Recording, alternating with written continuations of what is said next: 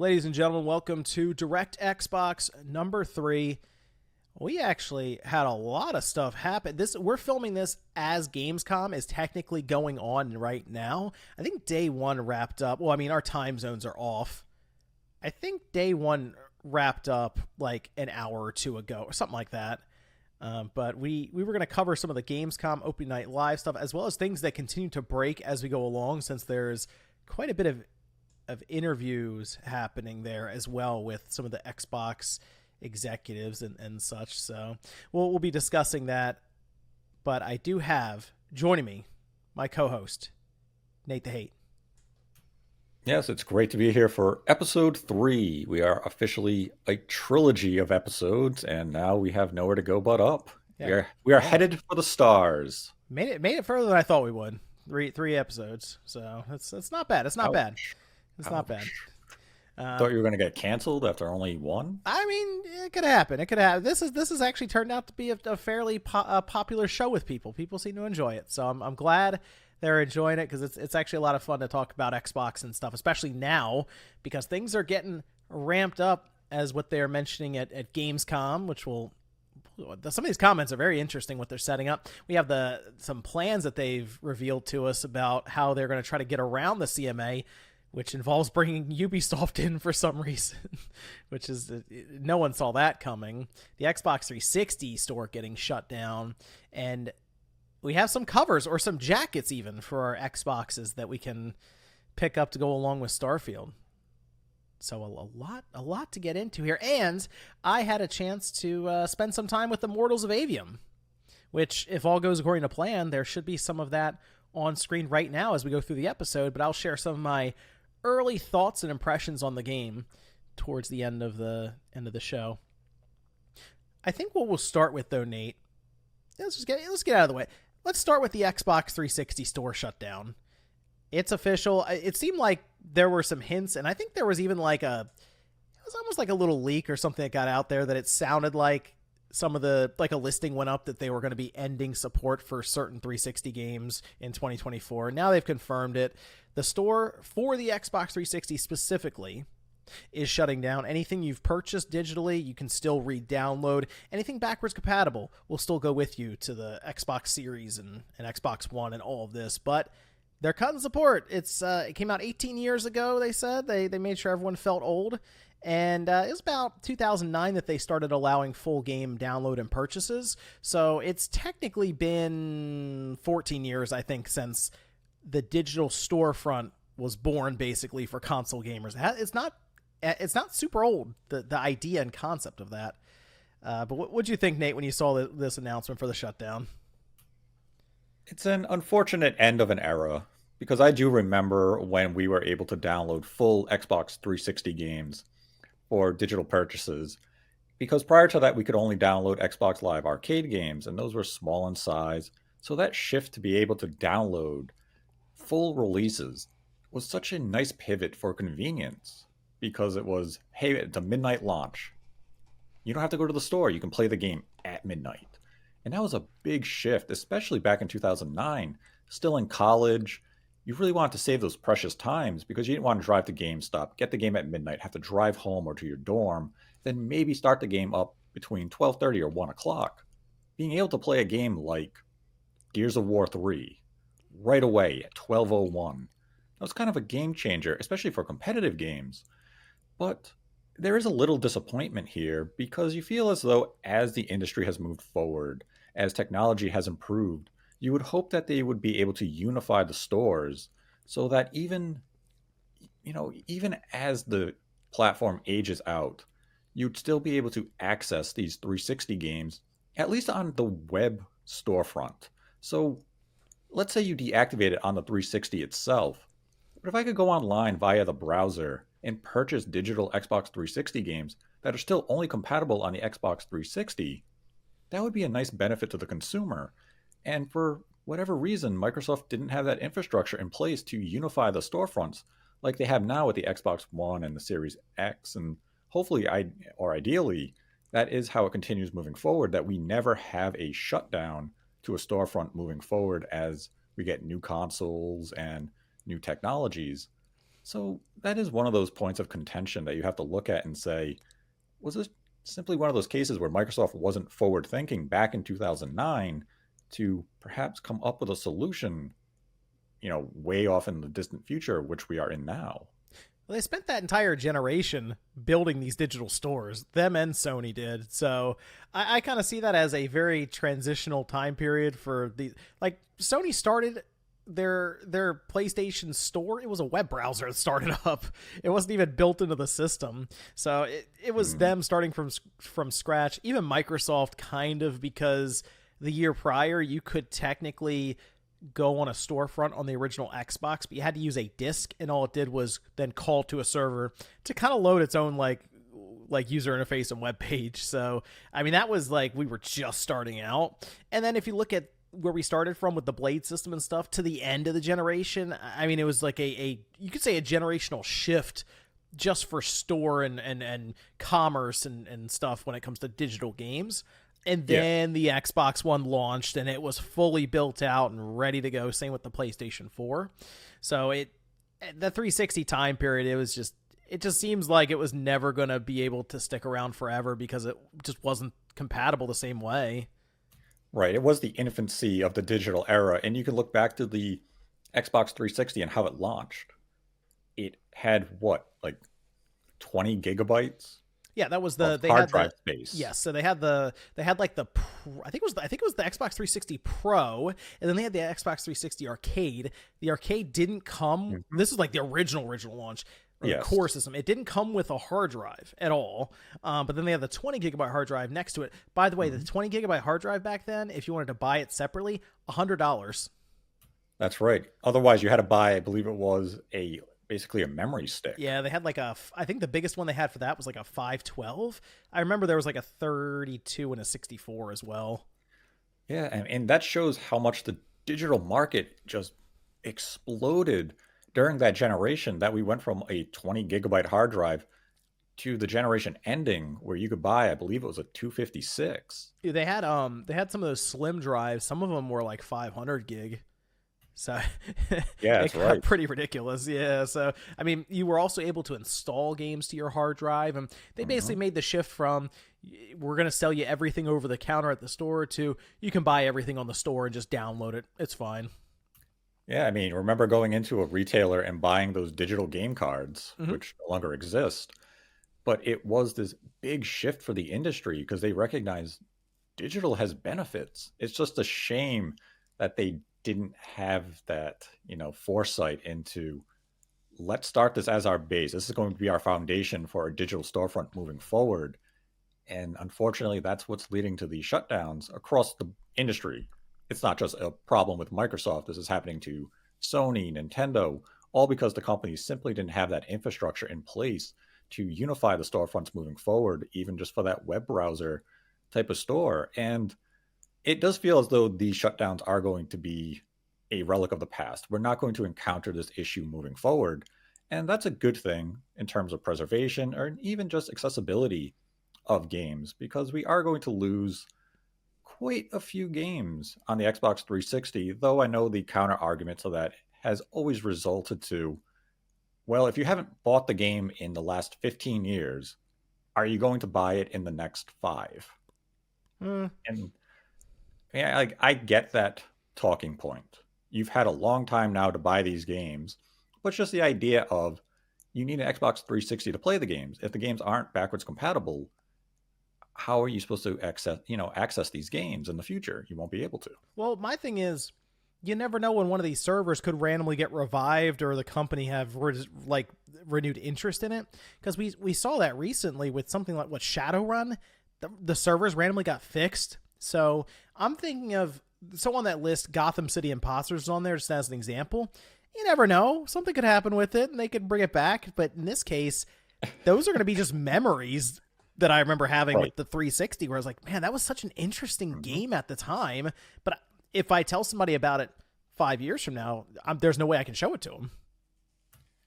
Right. The only way you could show it to them is Just you find a gameplay that YouTube people have on video. YouTube, I guess, if it exists, if there's enough of it. Yeah.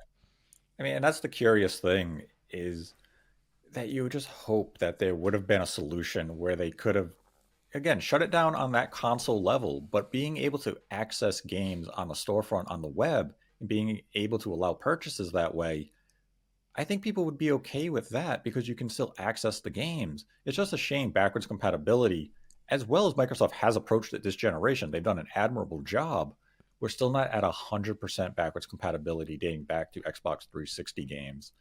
And a lot of that is due to, licensing, be it music, characters, cars, what have you.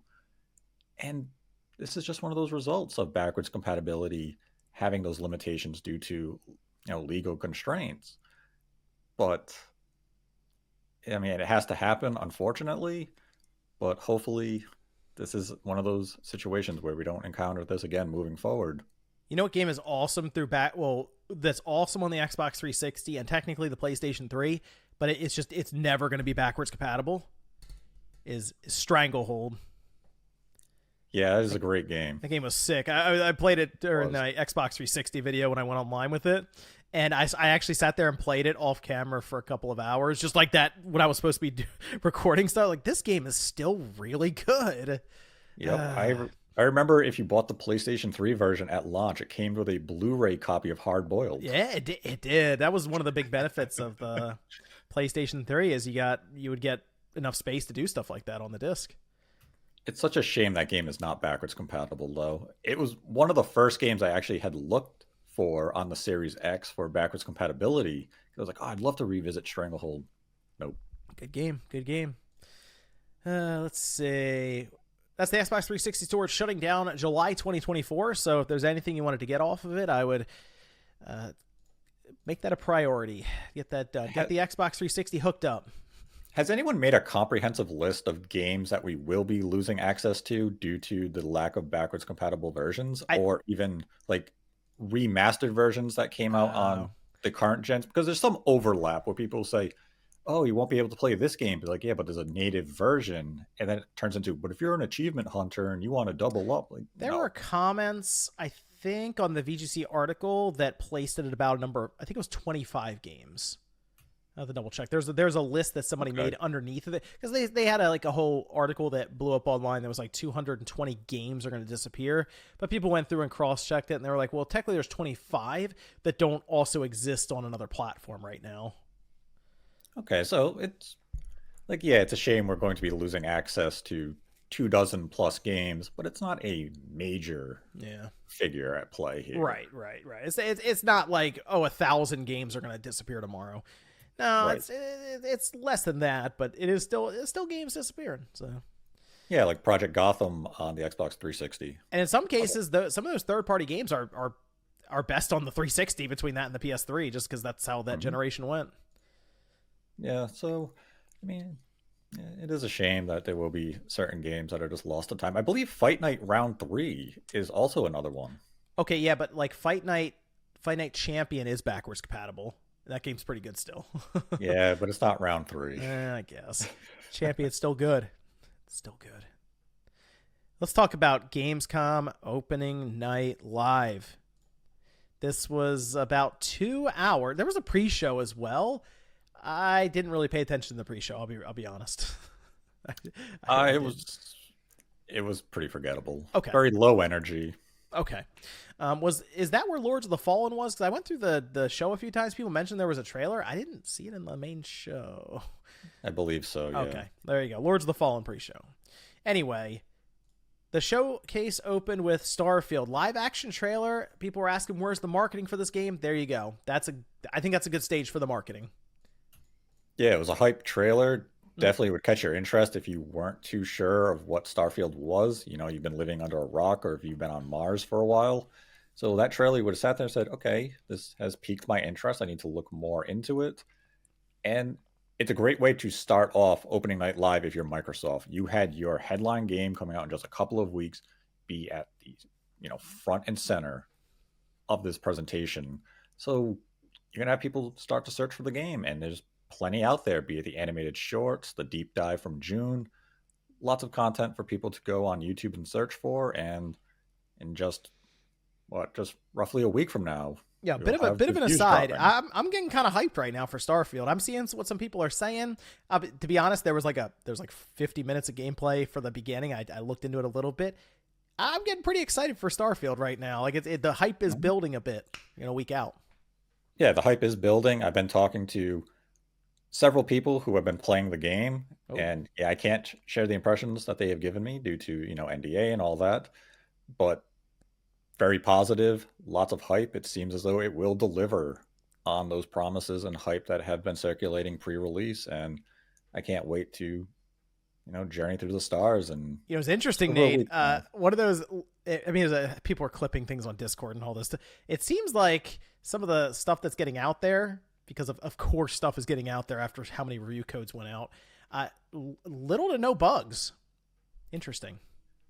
Yeah, that's one of the surprising things I guess people would be saying right now for a Bethesda game, is that based on their first introduction to the game, very limited bugs. So it seems as though Bethesda did do a very thorough Q&A process on the game, and they want to make sure this game runs well. You're not going to encounter any oddities as you are exploring and playing the game. And hey, that's a good opening sign in terms of, I guess, quality, especially given that Bethesda games usually are buggy messes day one. So maybe the tide's turning here. We're going to get quality releases from Bethesda moving forward. Redfall was a relic of their past, and now just bright skies await.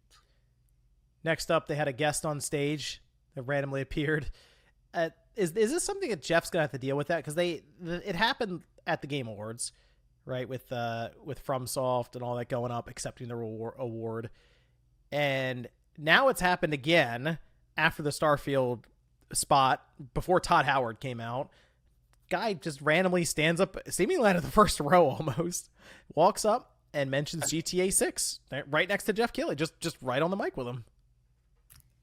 I mean, this seems like such a simple thing to solve for. Put the industry invited guest on the floor in those front row seats.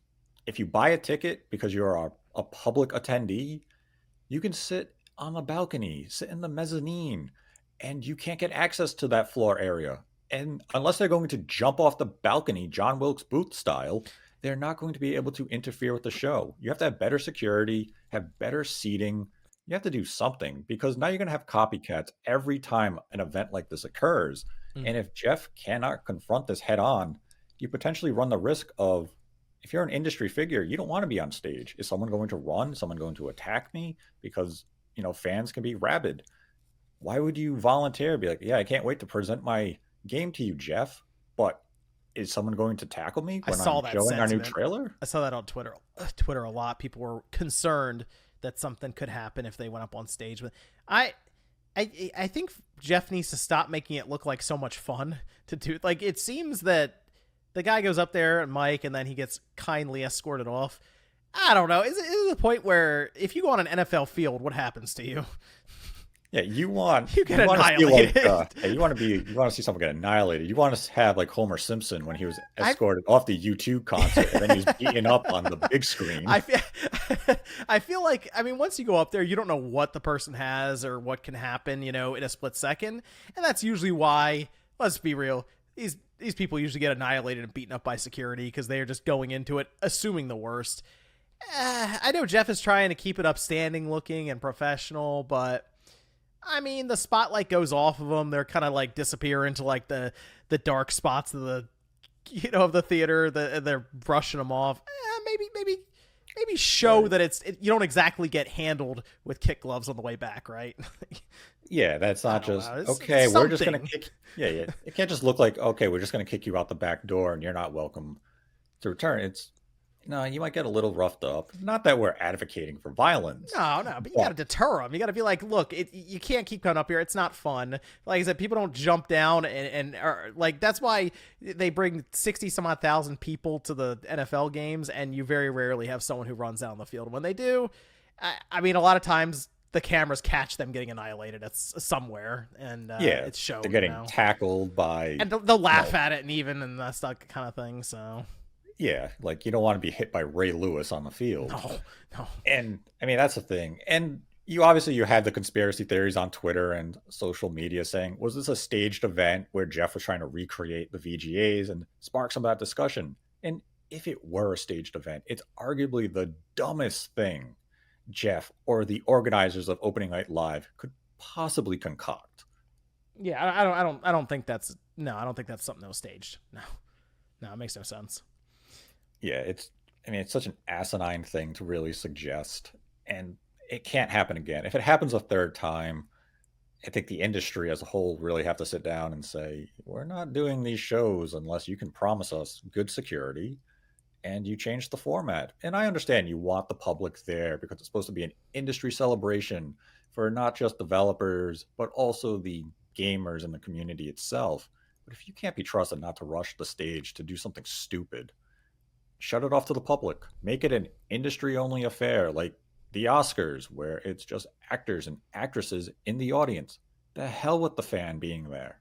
I'm confused why they don't have security at the front. Usually, what they do at like other big events, they have the security at the front. They don't face the show or whatever's happening. They face the audience and just watch it. So I'm not really sure why they don't even have. I mean, I guess they can do something with the stage to where you don't see them. Like, they can play with the lighting and all that. But that seems weird to me too, is they don't have something like that going on. That's the thing. When you think of like a concert, you always have the security with their backs to the actual performers. They're watching the crowds. And if you look at something like the Oscars or any other high caliber industry award ceremony, you have those industry representatives, the actors, the actresses, whomever, the elite class sitting in front of the stage. That's where I just don't understand why a person who can buy a ticket would be that close to the stage and these industry icons. Like, you really think random Joe who bought a ticket should be able to sit next to Todd Howard on the show floor? Oh, right. Yeah. There should be an exclusive reserved section for just industry personnel, and everyone else, you buy a ticket, you're way in the back.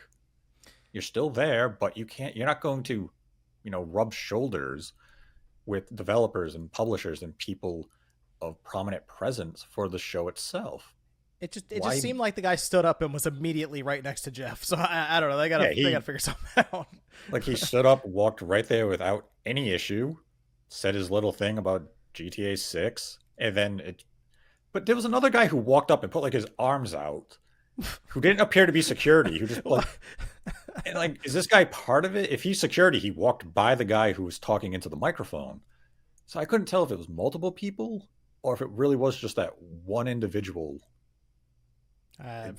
I just got to figure that out, though. I mean, hey, if you get another shot at the Game Awards, we'll see what happens there, I guess.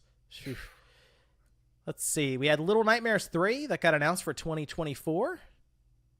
That's exciting. Black Myth Wukong. Got another trailer for this one. It's looking... My problem with these games that try to be Souls games now, it's...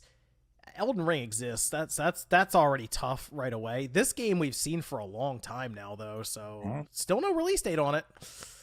Still no release, and it's still one of those games that I'm looking at, and I question, is what I'm seeing real? Is this going to be the quality of the release when it comes out? And I just don't believe it's going to achieve this quality. Okay. Well, I mean, this could still be a game that's potentially a couple years off, as crazy as it sounds, but... Killing Floor 3 got announced. That's a fun announcement. I enjoyed Killing Floor 1. Didn't really get into Killing Floor 2, but I liked 1 because I played it with a couple of friends, including Evan. We would play it a lot. During Christmas, you would actually try to kill Santa. He would come after you. That was fun. But this one, no release date on it, but I'm interested. I will keep an eye on Killing Floor because I'm having more and more fun with some of these cooperative multiplayer games. Maybe it's something we can try playing one time.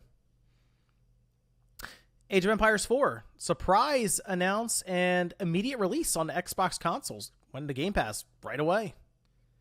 I've always been I've always been a big fan of the franchise. Like Age of Empires 2, I played on PC a lot when I was younger. Played a bit of Age of Empires 3, then kind of fell off the franchise. I have interest of trying this on the Xbox, though I am curious how well it controls. And I know Age of Empires 2 and 3 are already on Game Pass, and I simply never had the chance to try it out. This one, they did make it a point how they have streamlined the controls in that trailer, so I'm curious to maybe give it a try, see how it feels, because they were always very engrossing games back when I played them I 20 played the years ago. first one a lot on PC. People like the second one. That's a lot of people. That's their favorite one. I just still like the first one. I don't know. It was fun, but I'm curious. Like you mentioned, the controller setup. Apparently, that's something that they have like a tutorial setup to try to teach it to you.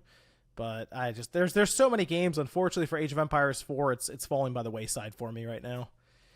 Yeah, there's just way too Yeah, much coming out in the immediate future to really invest in something as deep yeah. as an Age of Empires game. Crimson Desert. There's a lot going on with this game in this trailer, and this feels like an overwhelming amount of stuff for the developer to get right. I saw some Assassin's Creed in there. I saw some Tears of the Kingdom in there. I don't know. This is an interesting one. They had so many different environments, so many different combat styles. This is another one of those games that I feel like it's smoke and mirrors. Okay. I just cannot see this game delivering on everything it showcased in that gameplay trailer footage and it coming out to be a quality release. It was a lot.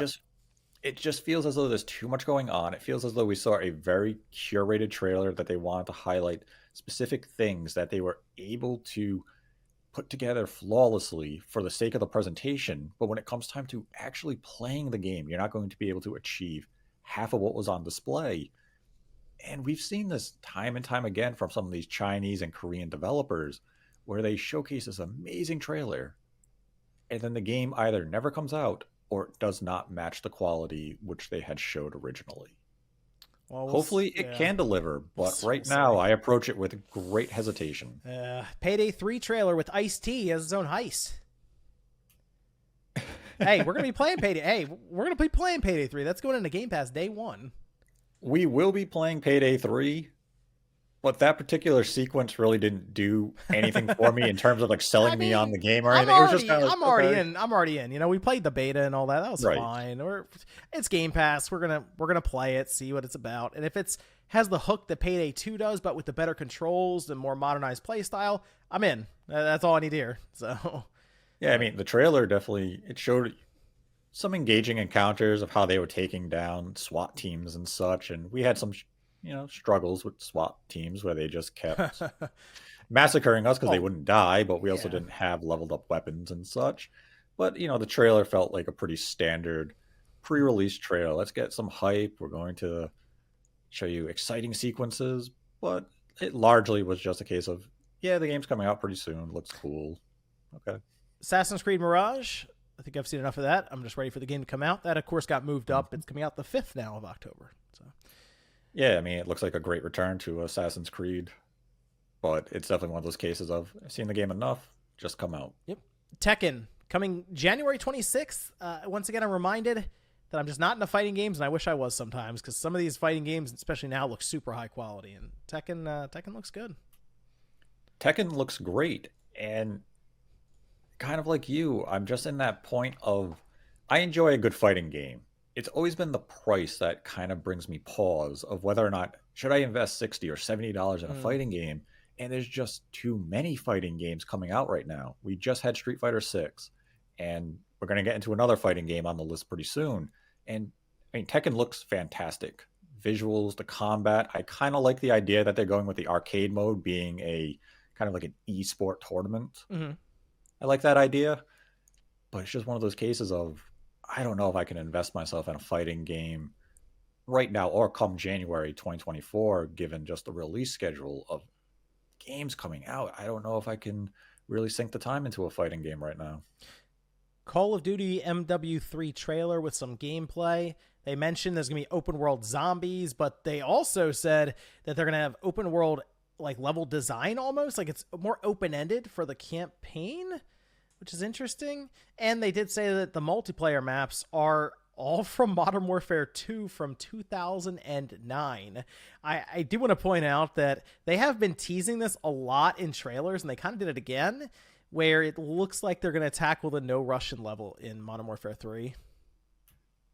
Does that get you excited for that to make a return potentially. I'm curious how they're gonna, because apparently there have been almost discussions that they're gonna push it further than what they did before, and that is kind of that moment of like you see the like there's like the screenshot and stuff where they're texting back and forth, and the person's like, "Remember, no Russian," or "No Russian," and I'm seeing that, I'm like, "Oh, that's gonna be interesting." I mean, that was a pretty shocking part of Modern Warfare 2 back in 2009, to where there was a lot of discussion in like even the early days of the online debates, and I don't know. I'm curious how they handle it, because these are remakes technically, a reimagining, so it's not going to be exactly the same.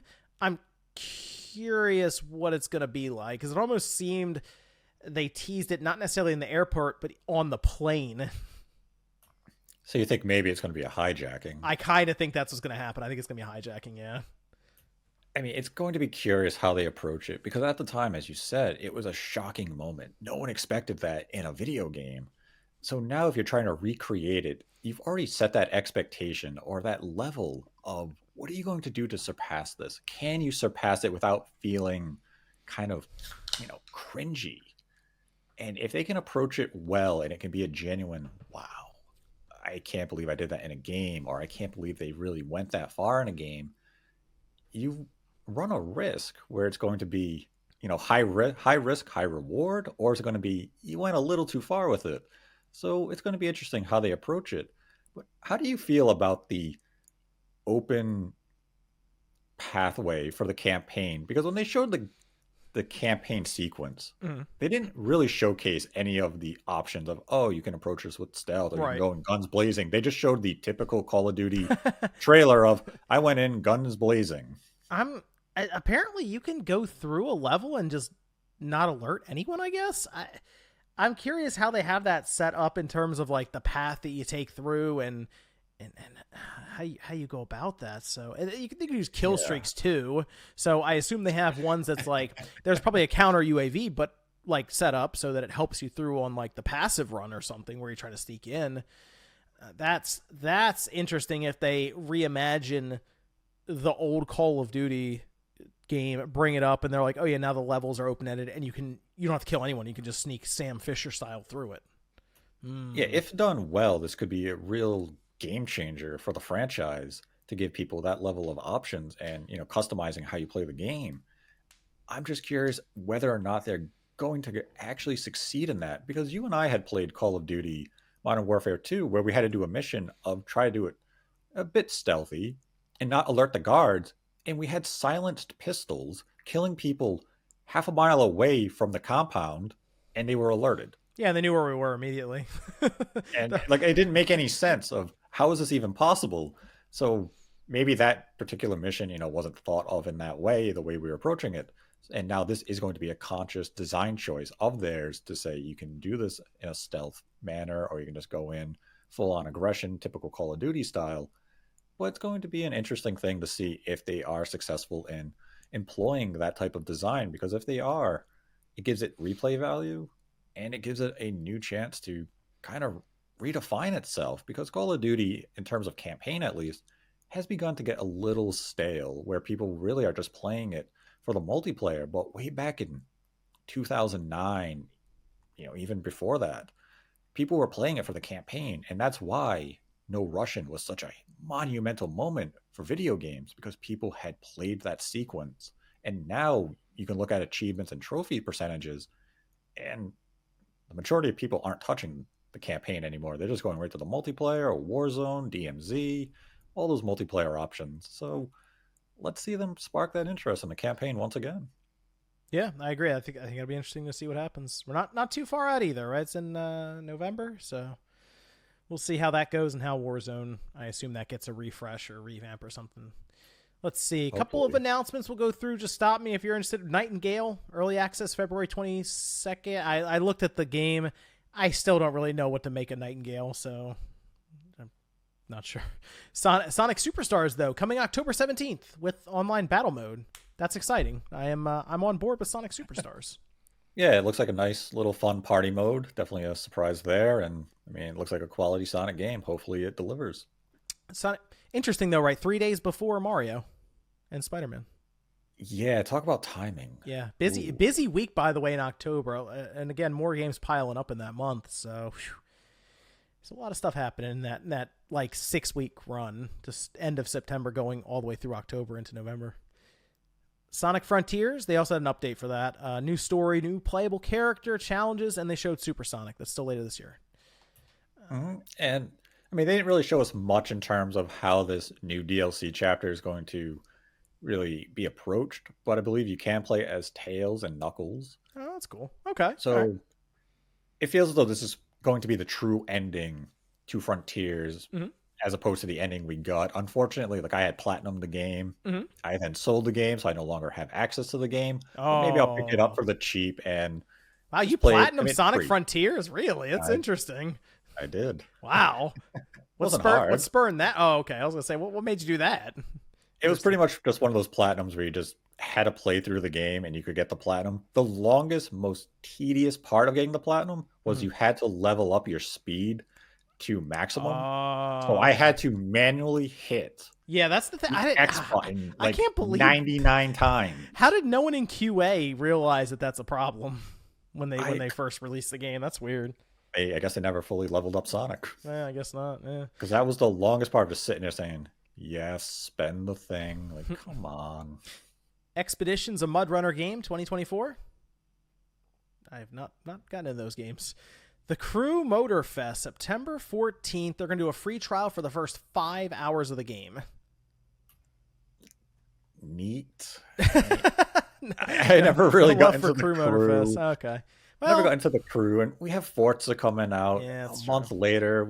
Forza Horizon 5 still gets content. Yeah. I just don't see the reason for me to I'm just invest curious how it plays and all. I don't know. I'm at least curious enough to.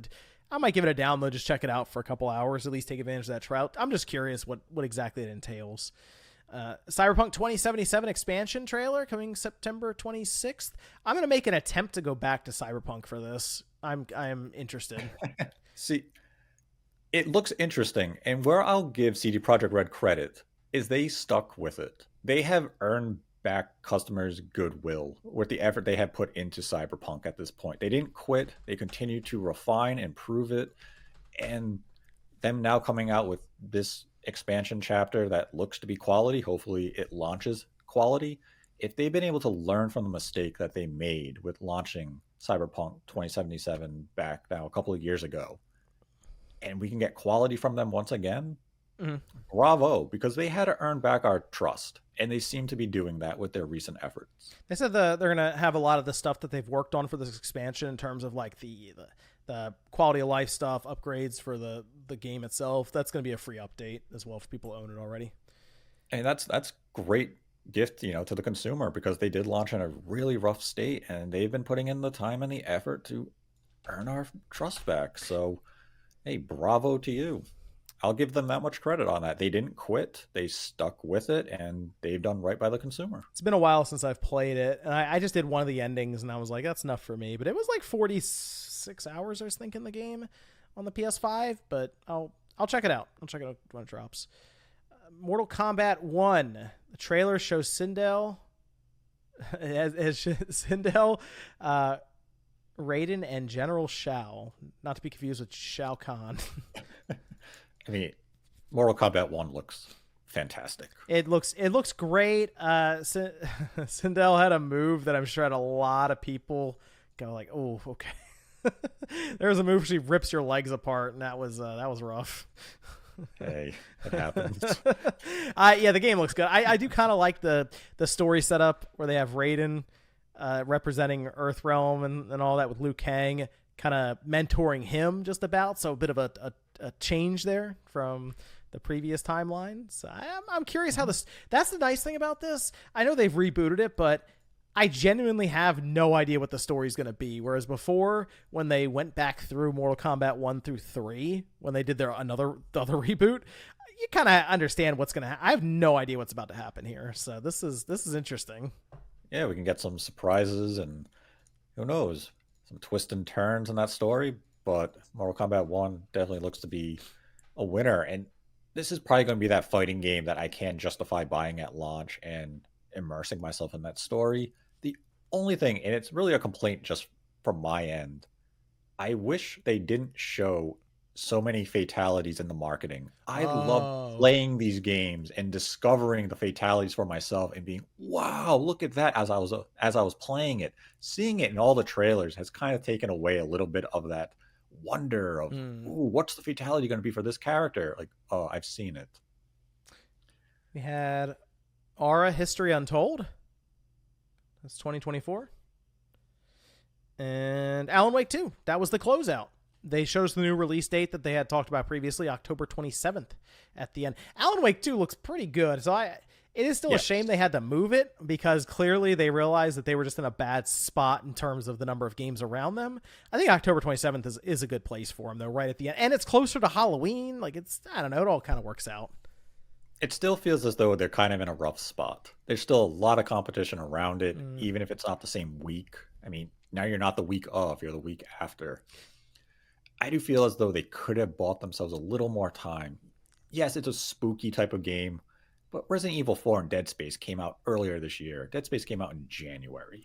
You didn't need to have Alan Wake 2 necessarily in October, but the presentation itself, that trailer, looks fantastic. I do wish we would have had a gameplay demonstration like we had back in Summer Games Fest, where we had what was like about a 3-minute gameplay demo. I wish we could have seen something like that here. But what they're showing right now looks very promising. It's going to be great to return to the Alan Wake franchise. Definitely get a bit of some Control vibes from that last trailer, so you can see that Remedy DNA bleeding in. Yeah, I'll be curious if they try to tie those universes together anymore in Alan Wake 2. I kind of feel like they might. Yeah. And yeah, so it's interesting because like there's just about no good place to release. You feel like you looked at the first half of this year and you think, okay, maybe the second half will be a little lighter because it felt very front loaded. And it's like, no, the second half feels more packed than the first half this year. So it's just the way it goes. You just gotta hope that your game gets out there, people pick it up, it's high enough quality, and you can just try to sell as well or better than other really good games around you. I mean, they are coming in at a budget price. That's true. That's true. So that does help, but it is digital only. So I do wonder if there's going to be a little bit of hesitation from folks who are looking at that, because when you have Spider-Man, Mario, Sonic, all these other games coming out around it, if people are going to look at it and say, well, you're digital only, you're likely to be discounted potentially before the end of the year, depending on how sales really go for it. So you might approach the game with a little caution. And I've seen some of that discussion online already where people are wondering whether or not they want to invest in that price for a digital only game. And it's going to be a handsome amount of people who are going to buy it day one regardless. But it definitely comes up as a conversation point of, was going digital only a potential risk for them here, even with the budget price? Yeah, that's tough because I would prefer to buy that physically if I can. And then there's always a chance that it does get a physical copy later and you feel like they're double dipping on you. And that's that thing. Because let's say you buy it day one and 3 months, 6 months time, you find out that there is a retail version coming along. You're going to say, well, I could have waited a year. I had a lot of other games to play at that time, but I really want to play Alan Wake 2. But had I known a retail was going to come out, I would have waited. And that's in the back of people's mind. It feels as though it's too high profile of a release to be stuck digitally forever. It's just a question of when could a retail release come? Well, that was Gamescom. I feel like it was exactly what Jeff Keighley told us it would be, which is updates on a bunch of games we already know about. So we got some release dates and stuff in there, some new gameplay trailers, new details. We had a few brand new games announced, like Killing Floor 3, Little Nightmares 3, but it was I think a very ho-hum, average kind of show that did what it was supposed to do. Yeah, generally, it felt like another Jeff Keighley production. There you go. Hey, got another one coming up at the Video Game Awards. So you think he ever finds his way into Tokyo Game Show? No, you don't think so? I hope not. You get Jeff Keighley back to back, August, September. Take like 2 months off. We're back for the Game Awards. We can't have Jeff in June, August, September, December. That's just what's he doing in February then? He's got to section off that Q1 spot, right? Just gonna invent his own show. So he might. Like we have Summer Games Fest, and now we need like Spring Fest. Oh, there it is. I like it. Too much. Well, let's get into let's get into Microsoft.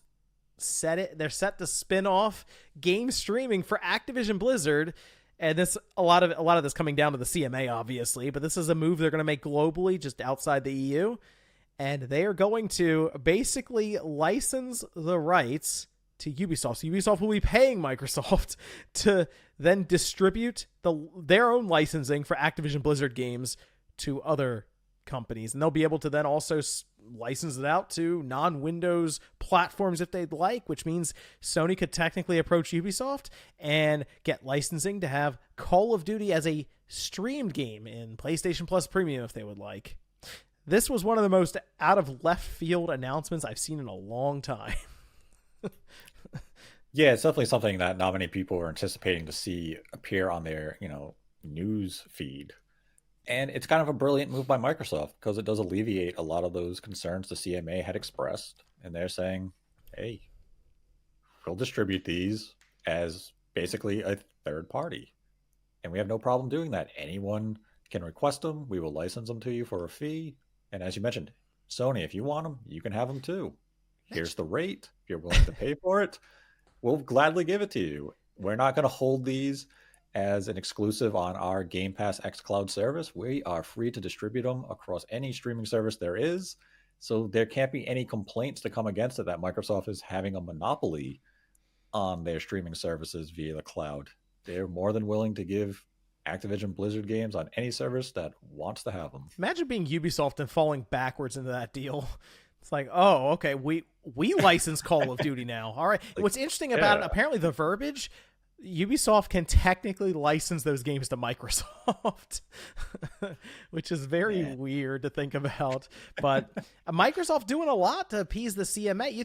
You think they're doing all this, Nate, because they might be ready to go shopping again in another year or two? Microsoft is definitely going to go shopping in the near future. I mean, once this deal is done, they probably already have the targets on their list that they're going to begin discussions with. Now, Microsoft's not going to target a company that's in the range of Activision Blizzard. They're going to go for those smaller companies. They're going to buy Ubisoft. Yeah. What about that licensing deal? God. Yeah, that's right. Let's not go for Ubisoft.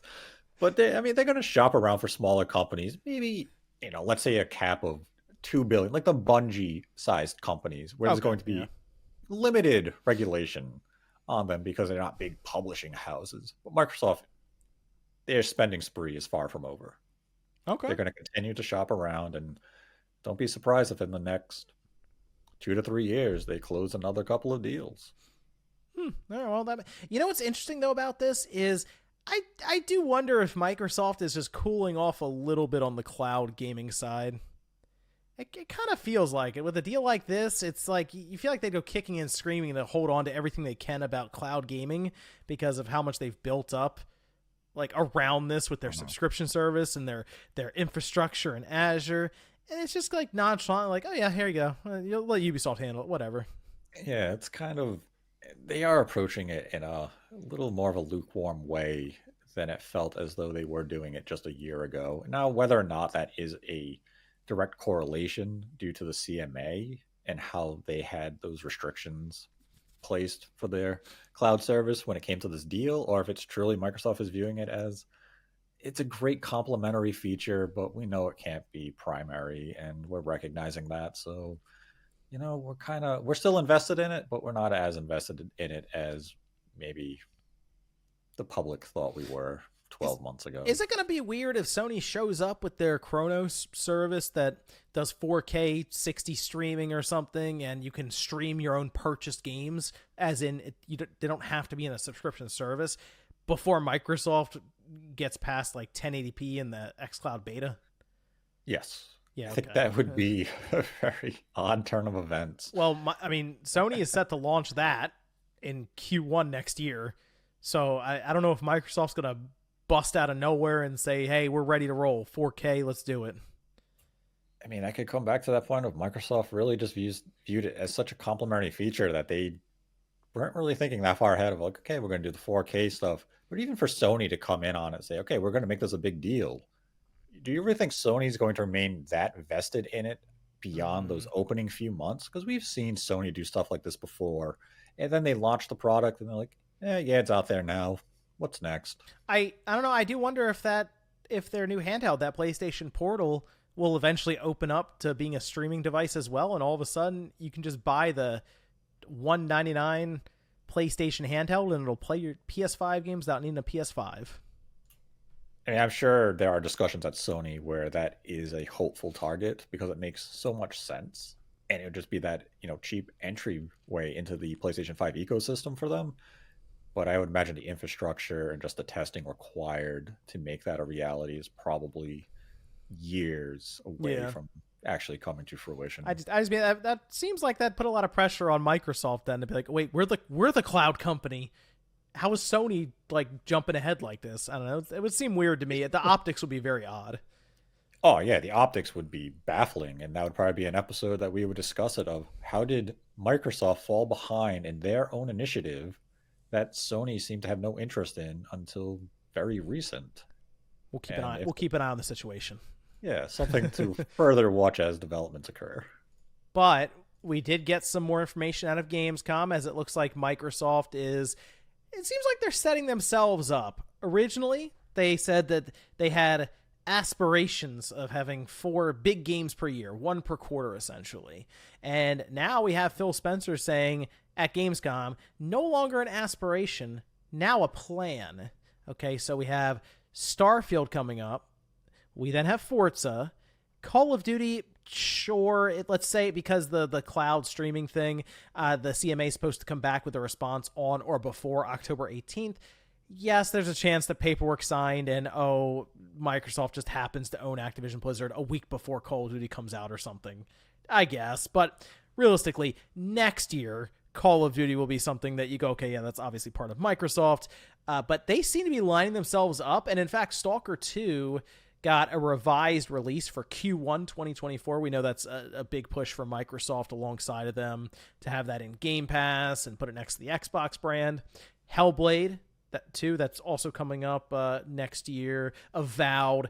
It does kind of feel like that Microsoft's getting it together. They're getting it figured out. And they also had the marketing director mention that Starfield is kind of like the opening gun that you fire off before a sprint happens or a marathon happens. And it just signals their push. It seems like they might be figuring it out here, Nate. It had to happen eventually, right? I mean, okay, it's been a little while since the Xbox Series launched, and the idea is consistent releases back to back to back to back to hold up their subscription service. Not having like Hi-Fi Rush really good, Redfall really bad, Starfield really good. It's like just good over and over again, right? I mean, hopefully they can deliver on this, because this has kind of been a talking point for Xbox fans dating back to 2020. Mm-hmm.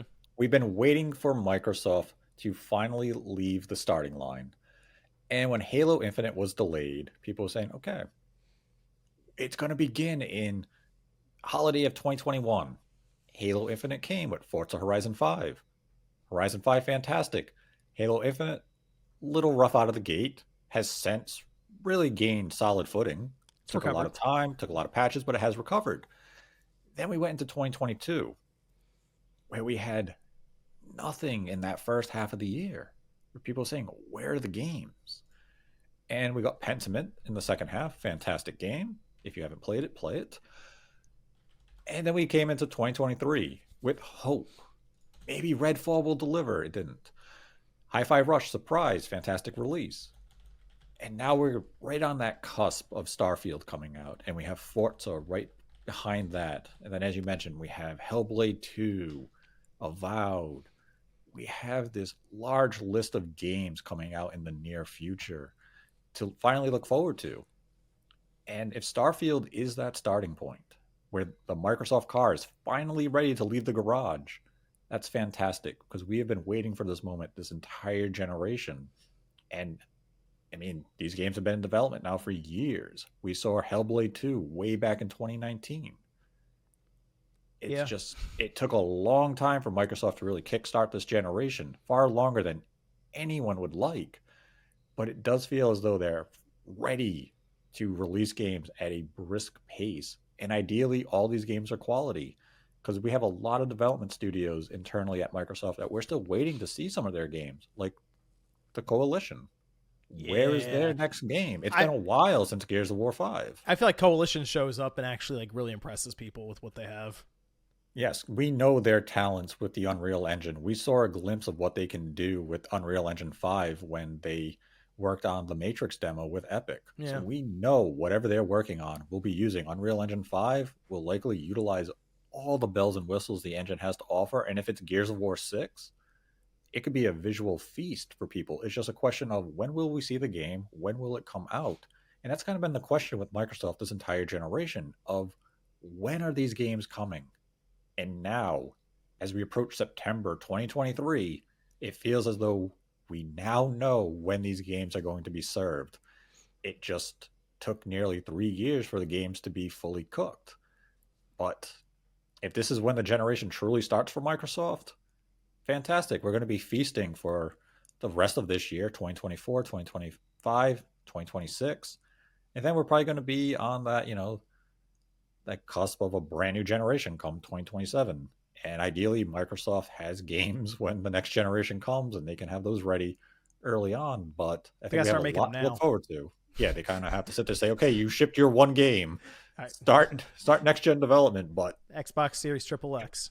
but we should have a lot of games to look forward to in the foreseeable future. Every single year, we should have at least 4 high quality games coming from a Microsoft internal studio, and that's not including Activision Blizzard in that mix yet. Yeah, Once that's we true. include them, Yep. that's going to stack. It's going to become more prominent, and we're still going to have smaller releases from various partners. So I think Microsoft is going to hit their stride where we have those one major release a quarter, maybe 2 or 3 smaller releases in that same quarter to fill out that schedule. And if Game Pass can benefit from this in a major way of every single month or every other month, there's a must-have game coming to the service, you'll see those subscription numbers boom. Because if you look at September right now, Mm-hmm. yes, we have Starfield, but we have Liza P, we have Payday 3. Then going into October, we have Forza. You have a major release in these months. And that's what Microsoft has to do moving forward throughout the remainder of this generation if they want to remain competitive against the PlayStation 5 and whatever Nintendo will introduce late next year. You think they start talking about Game Pass subscriber numbers again next year? Like if things really get moving for them, you think they start saying, "Oh yeah, now we have 40 million, now we have 50 million." You think all of a sudden they remember that they can report those? Yeah, I think it could start as early as this holiday. Oh, okay, okay. If Starfield leads to a boom of Game Pass subscribers or even a hardware sales boom, I think Microsoft is going to tout those numbers near immediately because we saw what they did with Forza Horizon. When Forza Horizon 5 came out and they had an excess of 1 million players in the early access period, they made sure that number was known. So with Starfield, they're going to come out, and when it comes time for that earnings report, I wouldn't be surprised for them to say, we saw a X percentage increase to Game Pass subscriptions during this quarter, led by Starfield. And I think we're going to see this potentially in the immediate future because if they don't see growth during this upcoming quarter or next 2 quarters, so let's say September until the end of March 2024, if they don't see a stark increase in Game Pass subscribers with the releases coming up, I don't know if titles like Avowed and Hellblade 2 will really move that needle. Starfield is the start. Yeah. And it has to be kind of that immediate impact of, okay, we got people interested. It doesn't have to be Game Pass just on the Xbox. It could be PC users as well. It's just Game Pass as an entire entity that has to see that increase of users and subscriptions. Yeah, Starfield definitely has to move the needle at least a little bit. I mean, that the game itself looks incredible right now, especially with what they've been showing and how people are treating it. So it seems like one that when it hits on release, it should hit really hard. So yeah, and I mean, I think a good barometer for us to use is going to be that early access period. If they can come out during those opening 5 days and say, we have 2.5 million players already on Starfield. Well, and yeah. that wouldn't include anyone on Game Pass. That would just be people buying in early. That's going to sit there and say, okay, this game is living up to the hype. It's moving the needle. This was the release Microsoft has needed, and it's already on its way to becoming a major success. Those first figures are going to tell a significant story. Now, if that early access period comes and goes and we don't hear Microsoft brag about some sort of number, you could potentially kind of sit to say, what happened? But the fact that reviews drop the day before early access begins shows Microsoft wants to give you that coverage, boast those review scores, whatever the Metacritic comes in at, and say, we're ready. Let's go. Pay that $35 upgrade fee and join us tomorrow, because you want to be part of that day one conversation. You don't want to wait 5 days. Yeah. You want to be right away, because a lot of your friends are going to be, and you want to share your impressions. You want to share your hype. You can't wait a week. I wonder if we just have Starfield on some of these holiday boxes too for the Xbox Series, the Xbox Series S and X, and they have it all over the retail storefront. And I think there's gonna be a lot of Starfield marketing after, like post release. I think that's their big push is after it comes out. So, yeah, I mean, going back to our last episode where we talked about Starfield marketing, as we said there, the marketing was going to ramp up in roughly that 10-day window to the early access period. And what happened? It ramped up within that window. Yeah, opening night Gamescom live happened. Opening night live, huge trailer. Microsoft comes out with some Starfield related merchandise. Apparently the booth there is crazy. Yeah, they're running like the trailer and footage there all day. You can come by and you watch that. And that's exactly what they need to do. And now that next marketing push is going to come after reviews, where they can say 10 out of 10 from outlet Y, 9.5 out of this, Metacritic of whatever. And people are going to look there and say, okay, let's go. Because you can run that exact trailer we just saw from opening night live, cut down to, 45 seconds for a TV ad. But now you impose those review scores. Top rated game of the year. The Xbox RPG you must have. And people are going to say, whoa, what is this? Opening day for NFL? Got some ads there? Yeah, you brought that up last time. Hey, but just trying to help them out. But people have been noticing, like on Amazon, the Xbox is selling well, because now you don't need you don't have to be on a list anymore. You can just get an Xbox from Amazon, and it's climbing the charts. And that's going to continue leading up to the release of Starfield. And then once Starfield does come out, I'd suggest people watch those Amazon charts. Watch any charts you can, see how the Xbox is performing, because that's going to be a good way to measure the interest in not only the Xbox brand, but Starfield as well. And there's no reason to think the temperature is going to come down on either of the products for the remainder of the year. All right. Exciting stuff. Starfield needs to get here. I'm just ready to play this game. Jeez. Yeah, the more I hear about the game, I'm just sitting there saying, I need to play the game, because I've heard of sequences of how you can approach side missions or even main missions. I'm sitting there saying, I need to play this game, because that sounds absolutely amazing. Well, let's talk about how you can dress your Xbox up to match your Starfield adventure, because we have some Xbox covers. This was an interesting one. There's technically 3 covers. The first one coming out is for Starfield, October 18th. It's $50, and then the other 2, Arctic camo, mineral camo, basically camo. One's bluish themed, the other one's just like gray themed. Those are $45, and those are coming out November 10th. But it's basically as it sounds. It folds around your Xbox Series X, nothing for the Series S right now, but it leaves the vents and ports all open still, and the Starfield one makes it look very similar to that controller that they released. And this is it's a creative idea, I'll give them that. It latches on the back with Velcro. Would have preferred magnet, but I don't know, maybe they had some weird things going on, and like, it's Velcro, we've used Velcro forever, whatever, just go ahead and do that.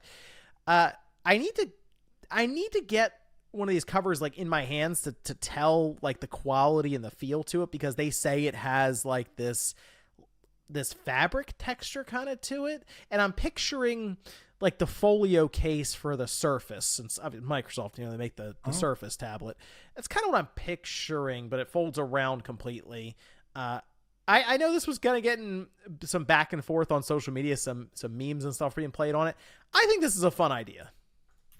I like it. It gives me, kind of flashbacks to the Xbox 360 faceplates. Yeah. But more practical, because, it's simpler, it's cheap, and the Starfield one looks fantastic. Now, to your point about the magnet, do you think maybe they didn't use a magnet due to it potentially running interference on like the Yeah, SSD? I'm Something thinking it like could. that? I'm thinking it could have had some weird. I mean, it could even be just like wireless, something, wire signal, or something. There could have been some issue basically where they were connecting it, and they're like, "Look, it's Velcro. It'll hold whatever." I mean, how many times are you going to change these out? Yeah, I mean, someone could get really into it, and Right. someone could buy so many covers they change it out every time they want to play a different game. I guess. I feel like I'll get one that I like and leave it on until months, maybe even years later, when another one I like comes out or something. This wouldn't be something I'm changing out like my shirt or Right. something, you know, Yeah, like clothes. I'm not walking up to it and be like, playing Starfield, gotta put my Starfield cover on. Yeah. Now I'm playing Resident Evil 9, gotta put that Resident Evil 9 cover on. Like, ooh, Resident Evil 4 time, gotta put that Resident Evil 4 themed one. Like, calm down. It's not pants. It's a cover. I do like though that both companies, Sony and Microsoft, have now figured out how to basically get a special edition system without buying an entire other system. Mhm. Yeah, I mean that's basically what we are getting here, and it kind of explains why we didn't get a Starfield themed Xbox Series X for the system launch, because everyone's Xbox Series X can now be a Starfield themed Xbox, and it's affordable. I love the idea. It's definitely one of those cases where I'm going to look at what they release in terms of the lineup for these covers and say, I really like that one. Right now, the Starfield one has my interest. I would love a wood grain one. Hmm. Just Were you one always of a those nice people with little the Were you aesthetic. one of those people with the wood grain faceplate on your 360? I was. Oh, you're one of them. Okay. I liked it at the time. I left mine as I had a Halo 3 faceplate. I just left it on there basically forever. You had, Halo 3. You know what was really funny though? When he changed those faceplates off, it was a very violent change. You had to like Oh yeah, rip it off of there. yeah, it snapped hard. It's like, oh no. That bottom USB cover would like always like almost break off and end up being really loose. You had to fix it. And Yep. See, a nice. Now we have a nice, simple solution. yeah, you got a Velcro. coat. It's a coat for your Xbox. But yeah, I love this idea, and if I wouldn't mind if they allowed it in the lab where you could create your own, customize the Oh, colors, the design, do everything for yourself. But I would imagine they'd have to have some sort of restrictions in that'd get place kind of where you, pricey, I think, too. yeah, and like you'd want people would say, "Oh, I want to be able to upload my own image," and you'd get Oh, yeah, licensing issues where people would have that's true. other characters. But I hope they make a 360 style faceplate though. Oh, that would be Or a cool. A cover. 360 one. I like Yeah. that. That'd be fun. A lot of options now. So I hope Microsoft sticks with it and we get a wide variety of, different options here, and make deals with partners and come out with exclusives for some of the games coming up, because that's a nice little revenue stream. I mean, this is the same company who made a hoodie for your controller, so Sold out, by the way. still, It did sell out. Yeah. I remember when it first hit, it sold out. uh, Yeah, which is crazy. Like I saw that, I was like, "Who's gonna?" Oh my gosh, they're sold out. everyone bought them apparently. I It's mean, ridiculous. we have Series X mini fridges. We have They don't even work. You're not supposed to use it as a fridge. There's a warning on it that says, "Do not use this fridge as a fridge." for an extended period of time. But I like this accessory. I think there's a nice market for hold on. it. What does that mean? How long is a fridge? What? Not an extended period of time. A fridge think- takes a little while to start up in general. I think they said it like the motor burns out Oh after my 6 gosh. months of continuous use, so you should only like use it for a week and Oh, unplug gosh. it. I mean, who people using that are really for what? Your man cave or a college dorm? They need to release a coat for my mini fridge then. One of these things. There you go. That's a big coat. Yeah. Well, you know what? I hope they do these. I mean, it doesn't look like they're going to do one for Forza unless they Or surprise will people. they? I mean, they could. I guess that's true. They could do that. I want to see these for every major release they have. I think that's a great idea. Even go back. I mean, there's no reason not to make a Halo one. Sure. Hey, do something for Master Chief. Why not? Yeah, do something for Halo. Do Psychonauts.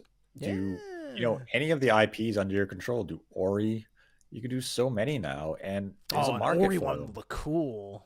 Yes, if they could do some of that artwork on it, oh Mm. man, that'd be beautiful. But there's really no limit to what they could do with these, and there's a market for them. People will collect them because people collected the Yeah, faceplates. that's true. That's true. I like it. I'll check it out though, the Starfield one at least, and see what the quality is and how it all goes together and the fitting on it. So look out for that, I guess, as we get closer to its release in mid-October. Let's talk about another quote that came out of Gamescom. This was from Phil Spencer. They made the rounds with a lot of interviews, as we mentioned, but one quote came from IGN, and it had to do with the mid-gen refresh situation, because it is rumored that the PS5 is going to get a PS5 Pro next year. Still need to see if that PS5 detachable disk drive ends up being a thing, although based on leaks, it looks like the announcement for that is imminent. And if that's the case, PS5 Pro, I guess, would be assumed for next year. Microsoft, though, at least right now, doesn't seem interested in a mid-gen refresh for the Xbox Series. Phil Spencer says, we're kind of at the beginning, or the end of the beginning in my mind, so I think we need to let devs settle on this hardware and get the most out of it. But in terms of increased frame rate, increased resolution, I just look at what goes on PC with high-end GPUs and high-end CPU, and it's not always just about pixel count or frame resolution. I think there's lighting techniques, there's a bunch of things that go into what makes a game look and feel great, and we have a ton of headroom as an industry there. And he did mention that their focus right now is on the Xbox Series S that has that expanded storage up to 1 terabyte. So, I mean, Nate, it sounds like they really are not interested in a mid-gen refresh, at least just what they're saying while they're at Gamescom and talking with IGN. Is that a mistake if Microsoft fails to pursue this while Sony shows up maybe with a PS5 Pro that, depending on some trickery when it comes to that disk drive, could end up being a $500 system? It's tough to say. I mean, my initial reaction is I agree with Phil Spencer's assessment on the lack of need of a Pro model right now. Because if you introduce a Pro model, you're now requiring developers to develop for the Series S, X, and whatever the Pro would be branded as.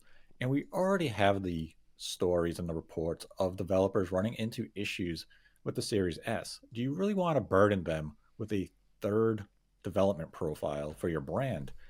And that's a lot to ask. The only way I feel as though Microsoft could approach a Pro model is they would have to adjust their parity clause, where you would almost have to say you don't have to release an S version of the game anymore. And I don't feel as though they are quite at that point. Maybe as this generation continues, they'll look at it and say, hey, certain games are just becoming too much of a hassle to get that Series S version up and running, and we don't want to miss out on the game. So in select circumstance, we will allow you not to release an S version, but we are getting that X version. But I think the Xbox Series X is, as Digital Foundry put it a few months ago, that is the Pro version. The base model is the Series S. X is the Pro, and Microsoft has no intention of releasing a refresh this generation. That is interesting. It would be very, very weird, because Microsoft has always mentioned that they don't want to lose the power race necessarily going forward.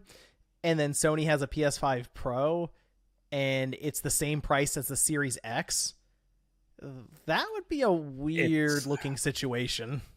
It is going to be an odd situation, and Microsoft kind of has to figure out a way to counter it, and maybe the way they're envisioning a counter is we're going to counter this with high quality games. Because when we look at the PlayStation 5 Pro, we're feasibly getting something that's going to be 2 times as powerful as a current PlayStation 5. So we're going to get more stable 4K resolution, more ray tracing features, basically the full vision of what the current system can offer, but just simply isn't capable of doing it in the present. So to some, that is a meaningful upgrade. To the average consumer, they're probably going to view it as, say, I'm fine with my current PS5. So maybe Microsoft is kind of banking on that of the Xbox Series X is more than capable. We're still going to be competitive. We're not going to have the full range of ray tracing. We may not have that native 4K at 60 FPS that the PlayStation 5 Pro is going to have, but we're the only platform you guys can play Avowed and Hellblade 2 and Gears of War 6. And that's why you're going to invest in our ecosystem. And we have Game Pass. So if you just want that visual fidelity, the PlayStation 5 Pro may be the product of choice for you, but we have this service, we have these games, and the Xbox Series X is no slouch. But it is going to be an interesting time come next year if PlayStation does introduce that Pro and Microsoft has no answer to it. And I mean, it really comes down to that. You don't want to introduce 3 development profiles. That's just way too much work, not only for third party partners, but for internal studios as well. Because you want to target the higher end specs if you can. But now you have to ensure that the game's going to run on Series S. So we had some interesting news pop up actually this week, where it looks like a game that was originally thought to be coming to Xbox in 2024, largely due to the Xbox Series S, their words mostly. Baldur's Gate 3 is going to be hitting the Xbox platform in 2023. And I think this opens up quite a few possibilities for the future of the Xbox Series S in particular, Nate, because this is Larian saying that they got Microsoft to budge a little bit on the apparent parity clause that's out there. And this is a tweet that was sent out from the CEO at Larian. Said, super happy to confirm that after meeting with Phil Spencer yesterday, we found a solution that allows us to bring Baldur's Gate 3 to Xbox players this year still, something we've been working towards for quite some time. All improvements will be there with split-screen co-op on Series X. Series S will not feature split-screen co-op, but will also include cross-save progression between Steam and Xbox Series. So you will be able to jump between like PC and back to Xbox and all of that, which is something that they were also planning for like what PlayStation, all that too. So it seems like they worked it out. They're just going to drop split screen, which is not necessarily a graphical setting or anything. This is technically content or a mode, I guess, that's being left out because it seems the Series S just wasn't responding to it or couldn't handle it. So I'm wondering, Nate, what does this mean for the Series S? That seems to be the question now. What's the future for this? Can other developers ask for this? Is this something we can expect going forward now? I think this is going to be a rare exemption that Microsoft is permitting. And I think the driving factor behind this decision is going to come down to the popularity that Baldur's Gate 3 is currently undergoing. If this was a smaller release, one that wasn't of such prestige, I don't think Microsoft may be as allowing to give this temporary exemption in terms of parity. It feels as though this was a decision of Larian went to Microsoft and Phil Spencer and said, the game is, let's say, effectively finished on the Xbox Series X and even the Series S. The only thing holding us back from releasing it this year is the local split screen co-op. We can't get that running on the Series S. Otherwise, you'd have the game likely day and date with the PlayStation 5 version. Now, the game's gone on to sell reportedly over 5 million copies already on PC. That's ridiculous. And yeah, that's a massive number. So if you're Microsoft, you have to look at this and say, we can't give Sony a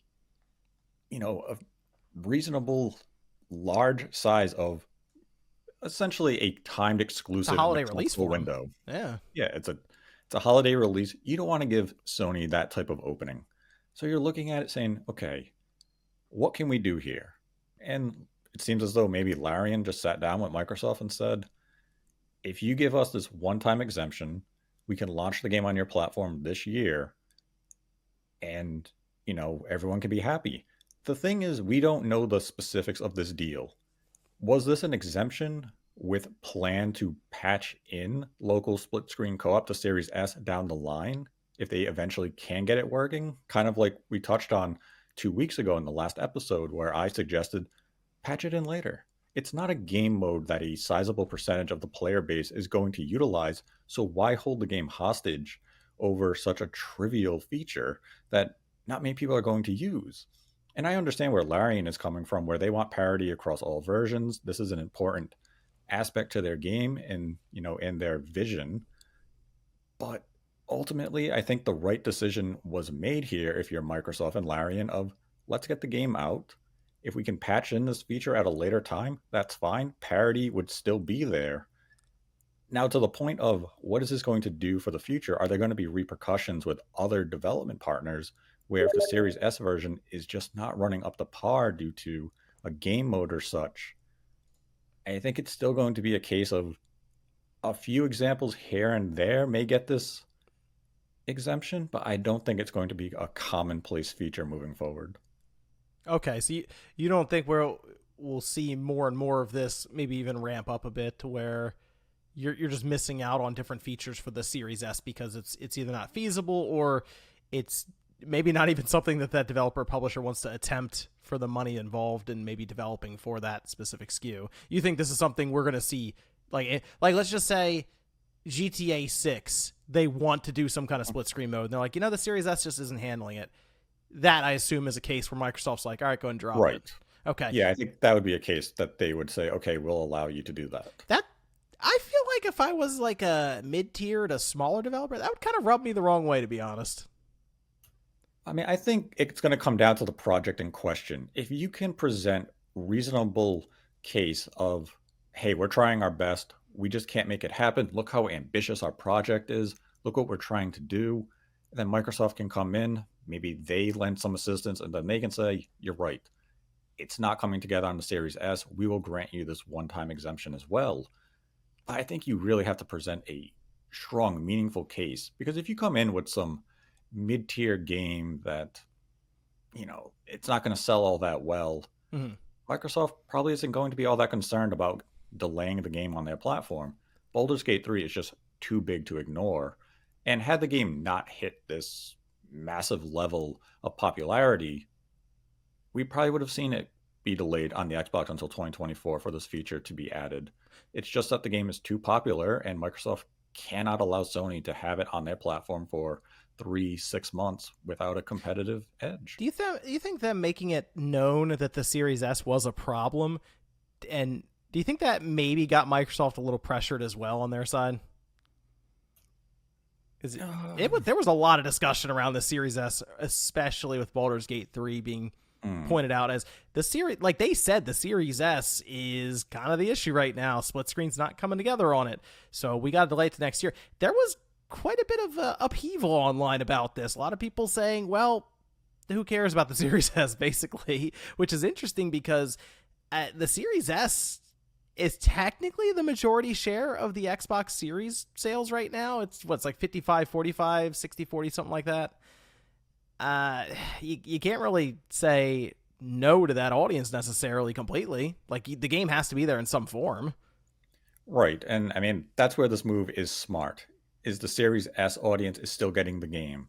It's just going to be a question of how important was split screen co-op to the Series S base. And there'll be some people who own a Series S who maybe were going to utilize that feature and now are in that tough spot of, well, I was going to play it with my son, daughter, wife, significant other, and now we can't. But those are going to be rare cases. And I understand, yes, there will be some, but you have to make that business decision. And Microsoft made a decision on their own where they viewed data about split screen local co-op when it came to Forza. And they looked at it and said, not enough people are using this. We can better use our resources to other elements of the game. And that's why split screen co-op is not going to be in Forza, because nobody's using it. So why put in all that effort? But for Larian, it is a feature that they believe is important to their game and their vision. So this was definitely not an easy decision for either party involved, but ultimately it was the right decision to make. Do you think that we're less than 3 years into this generation? It's going to be 3 years in November, and we're already hearing about the Series S having these kind of issues. Do you think we're going to get 4 or 5 years in and there's going to be some serious problems going on if we're already hearing about even some mild issues now already? I still think that's going to come down to a case-by-case basis. It's going to depend on the game, the genre, the developer in question. So like you mentioned with Grand Theft Auto 6, that is a potential game that could present an issue for Series S in terms of game mode parity. There's the chance that maybe Microsoft is also making an ambitious internal game from one of their studios. Let's use Gears of War 6 just as an example, because we know that's likely to use Unreal Engine 5. It's going to try to use all those features to the best of their ability. So if something doesn't come together with the Series S version, let's say it once again has something to do with local co-op, maybe that feature is also scrapped in that case. But ultimately, I think come the end of this generation, it's going to be such a few and far between that we're going to be hearing of these issues where we're going to get S releases without exact game mode parity that it ultimately becomes a trivial point. And it's going to be a big talking point online because there's going to be outrage over it, and there's going to be some outrage from individuals who are simply seeking to be outraged for the sake of it. But there definitely is a discussion point to be had here of, was the Series S a mistake by Microsoft? And I don't think it is. Microsoft ultimately made the bed, and now they have to lie in it for the duration of the generation. And if these instances sprout up here or there, they now seem as though they're willing to sit down, listen, find solutions, and then if they can allow you more time to patch it in, but release the game on the Series X on the same day and date as the other versions, I'd say their example that they set here is that they're willing to listen and negotiate and find a workable solution that works for the consumer, the developer, and Microsoft. So here's the part I'm really confused about with this whole thing. Digital Foundry said that the Series S was going to be Microsoft's base system for this generation, and that we already have their Pro system. It's the Series X. I have no idea how that is true at all with what I'm seeing from the Series S right now in Immortals of Avium resolution on it, in split screen just not working with Baldur's Gate 3. I don't know if that's completely the truth. It's kind of an odd situation because you would view it as developers are approaching it backwards then. They're not developing these games with the Series S in mind and then porting them up to the Series X. They're developing them for the Series X and then downporting them to the Series S. So if the Series S was the baseline, nobody's using it as the baseline. Well, I think what they're doing is they're developing the game for the PS5, and then they're trying to move it to the Series X and then the Series S. I think that's the order almost. Yeah. So the Series S is like almost the last stop, and they're like, hope this works. So it's. I feel like it's going to be kind of rough going for the Series S for the rest of this generation just because of that. But I think if Microsoft is willing to bend the parity rules a bit, depending on the games and the popularity and everything you're saying, I think the Series S will be fine the rest of the generation. So it's going to be interesting. I don't think that it'll ever miss out on a game. Like, they're never going to have a Series X only game, for example. Even if they did, and let's just say would be an exceptionally rare circumstance if this did happen, I would imagine Microsoft would offer some sort of alternative solution with their cloud service of you can only play it natively on the Series X, but the cloud version is available to you on the Series S. So you're still technically getting the game, but the only means of playing it would be via the cloud. I'm not saying that is a great alternative option, but it is an option Microsoft could consider exploring. And it would definitely get a lot of negativity if that day were to ever come. But I do think games moving forward, we will get the Series S version natively. I don't think we're ever going to see a situation where there is no native Series S release. Here's my question. I guess I could pose it to the audience. If you buy the Series S, and Phil Spencer mentioned this in an interview during, I believe, Gamescom, where he said people are buying it for half the price. They kind of understand there's going to be some drawbacks to that. Obviously, you're not going to get everything the Series X gets, visuals, resolution, all of that. You buy into it already kind of knowing what you're getting. But then I also wonder if people out there who had or even have a Series S now, if that then got you to upgrade to the Series X. Did you go from the Series S to the Series X, right, knowing that you wanted those better visuals and resolution? Because I do also kind of view the Series S as that entry point a bit, because then you'll get locked into Game Pass, you get locked into your digital purchases and all of this. I'm curious if people are making the move right now, maybe even the last year or so, from the Series S to the Series X, and maybe they see numbers on their side where there's a bit of a shift in the background for that the ratio of Series S to X, for example. I mean, it's definitely possible that there is some secondary adoption where people are upgrading the system, where they bought the Series S when they were more plentiful in stock, they were cheaper, and people didn't want to wait to make their introduction to the next generation. And now that the Series X is on more store shelves, that maybe people are going out and they're upgrading.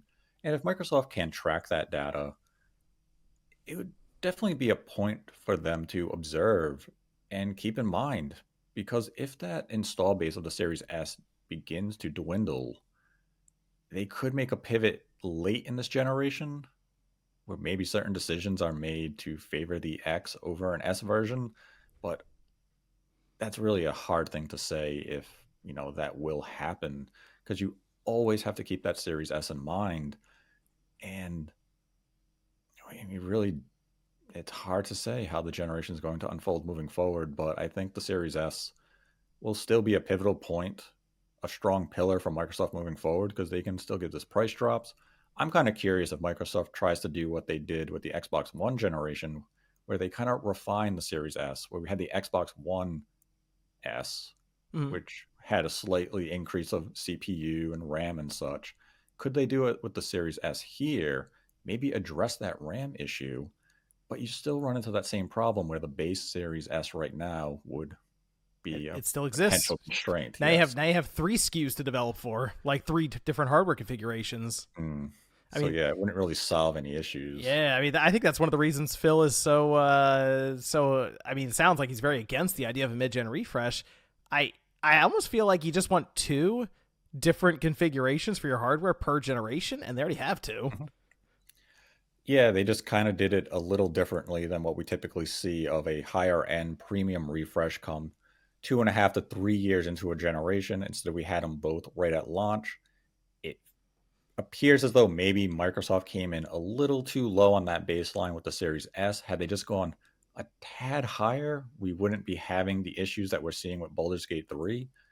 But I still think we need to see if the game is patched in the future. Yeah, I think that's a good point. And I mean, we also need to see what it looks like just on systems, consoles in general. Right. Like we don't even know what the game. I Yeah. played it on the Steam Deck, very blurry. So I not the best experience. I'm curious how it'll be when it comes to like the Series S, for example, and then obviously the X and the PS5, which PS5 version is 2 weeks away, I think. So we'll see at Yes. least that iteration here pretty soon.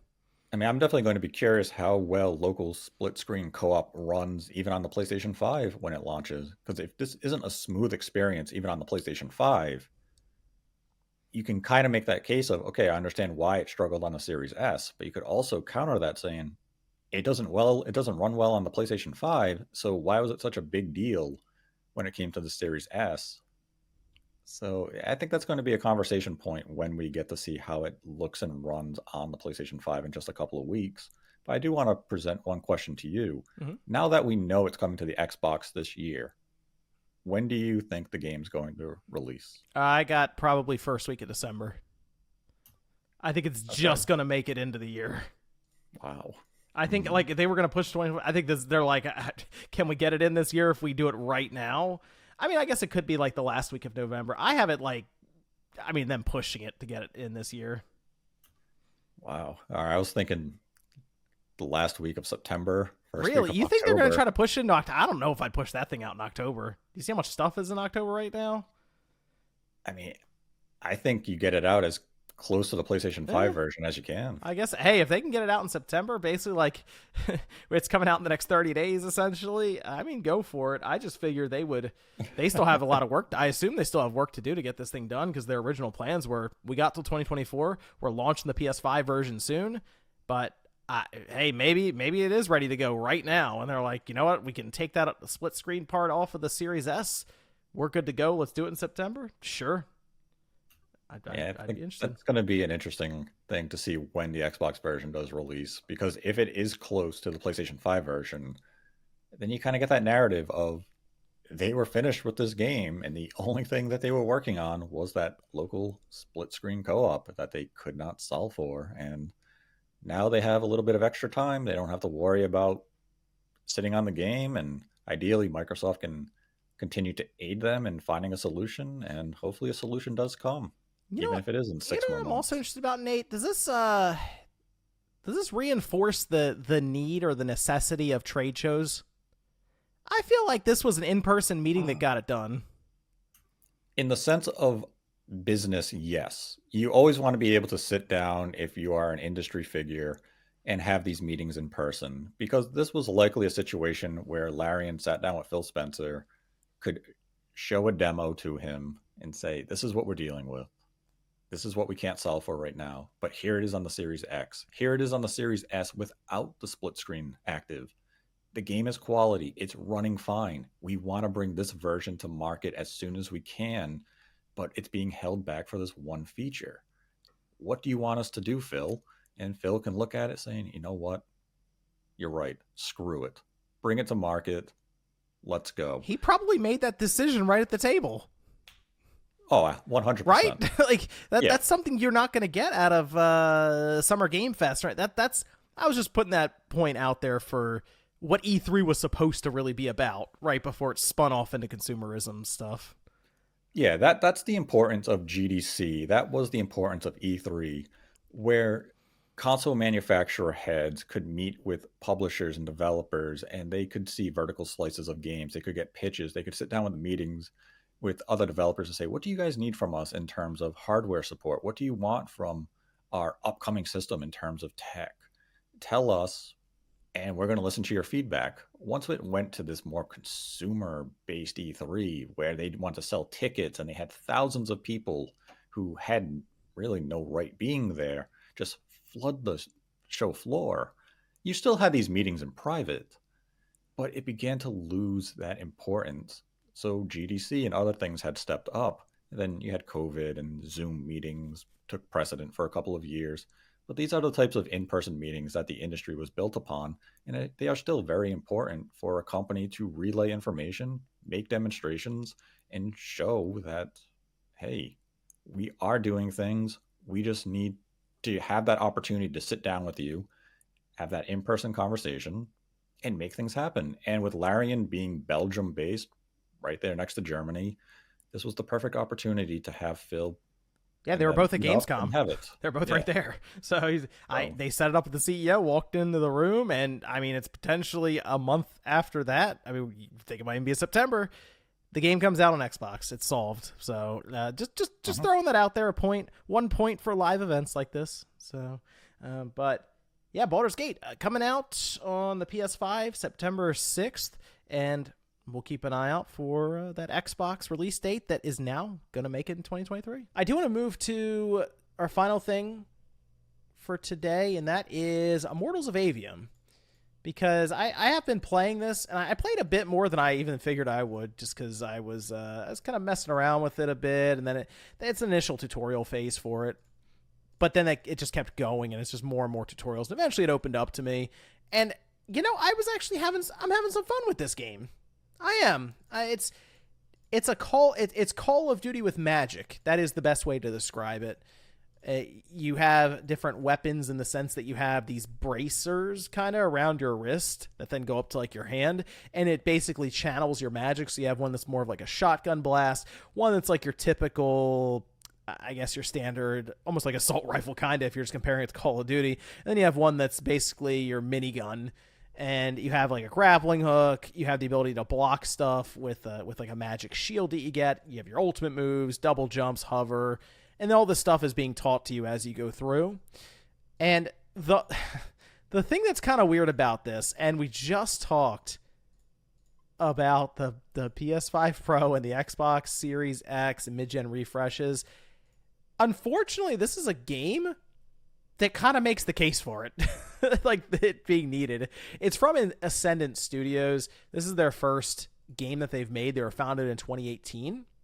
And this is, I believe was founded from Brett Robbins, who was at Electronic Arts and then Sledgehammer Games. And they've spent the last 5 years working on this game. It's built in Unreal Engine 5. And if you've seen the marketing, they've talked heavily about Unreal Engine 5. We're doing all this stuff with the new engine. Really, really cool. Really, really cool.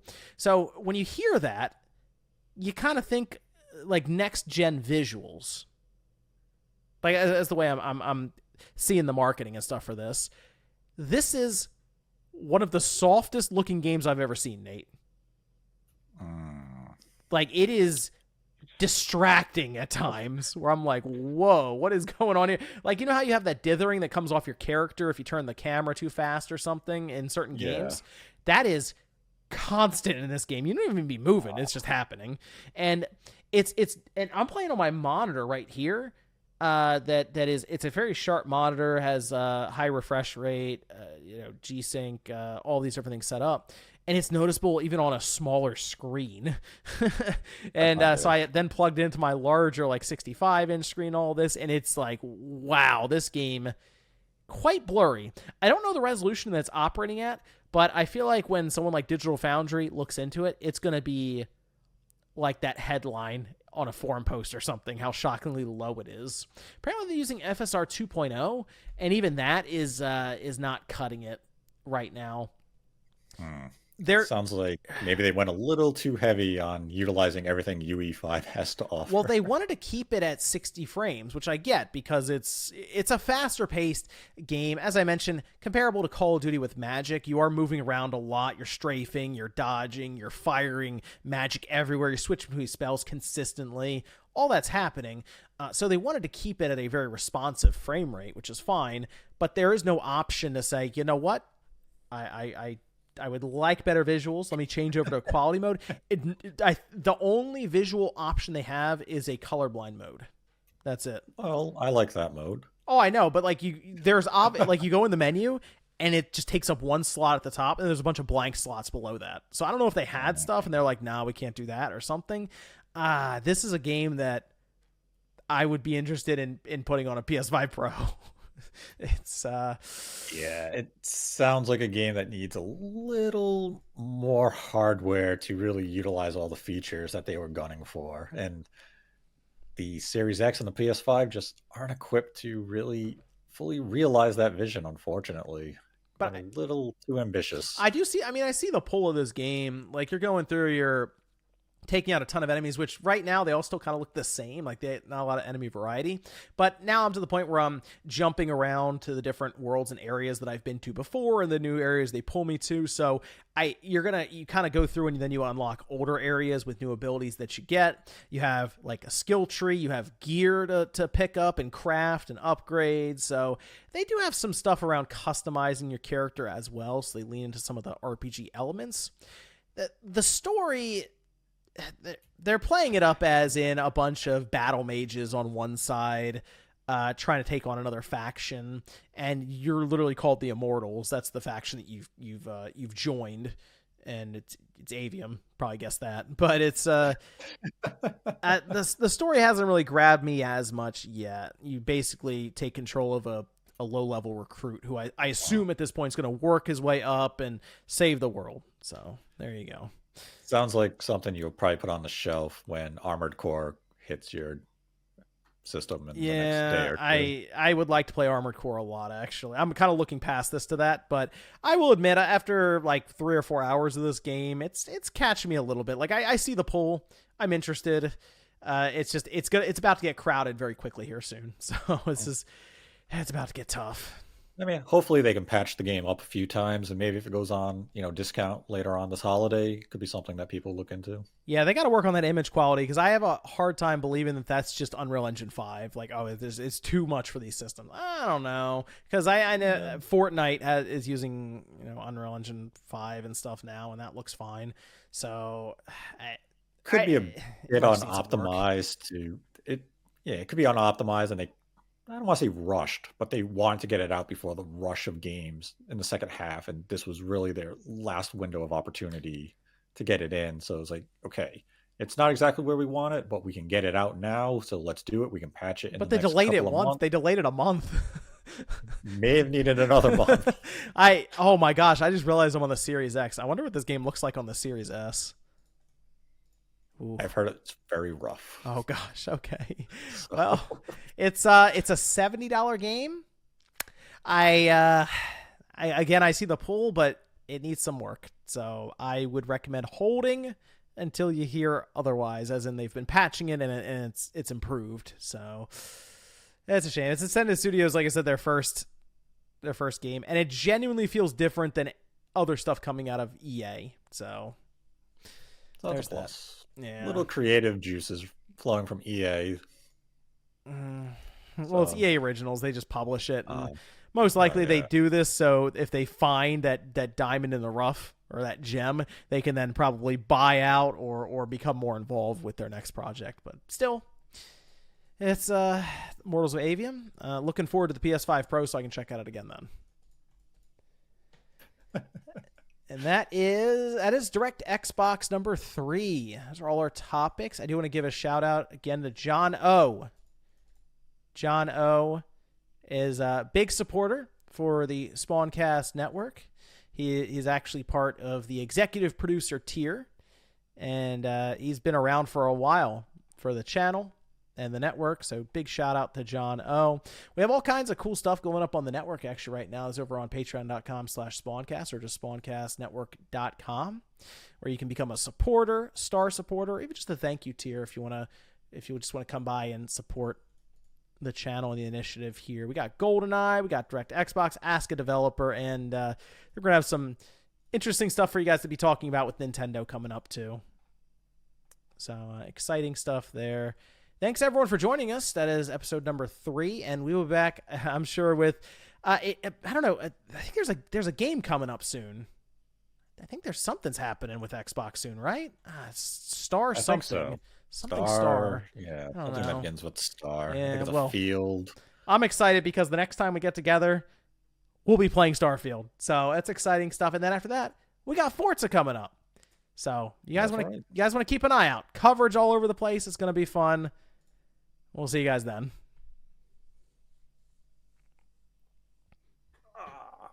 I do want to. We got to record the John O shout out in the beginning too. I forgot that completely. Yeah, when we were like halfway through, I'm like, did we ever say anything about John? I can cut it in.